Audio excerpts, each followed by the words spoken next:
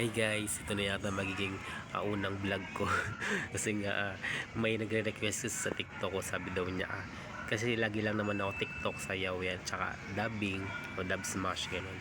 Then sabi nila try ko daw mag-vlog, pero hindi kasi ako vlogger kasi ang hirap kasi gumawa ng content. Hindi ko alam kung ano yung magiging simula ko. May tao pala. Wait lang. Nahiya kasi talaga ako. Ayun, wala na. Nandito nga pala ako sa boarding house din. Ganito nga, kanina umulan, kasi ngayon medyo madilim pa rin naman yung kaulapan, pero as of now wala nang ulan, madilim lang siya. So ang ganda nung katapat naming bahay, di ba? Mayayaman ang mga nakatira dito. Tingnan ang laki ng bahay, oh. Tapos yun, itong boarding house malaki rin, oh. Dalawa kasi yan, dito yung building dito, third floor yun, then dito sa amin second floor. Then ayun na, mapakita ko sa inyo, ayun,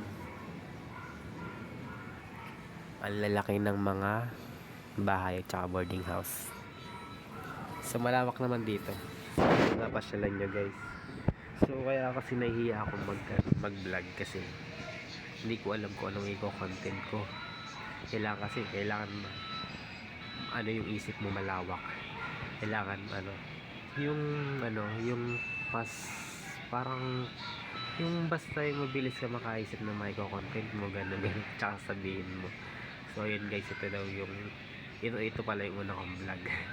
Welcome to my vlog yan. Hello, humulog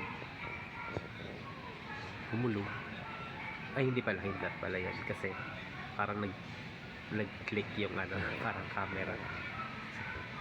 So madilim pa rin. Yun lang guys. Don't forget to like and share, comment. Yan. Bye bye guys. Thank you for watching.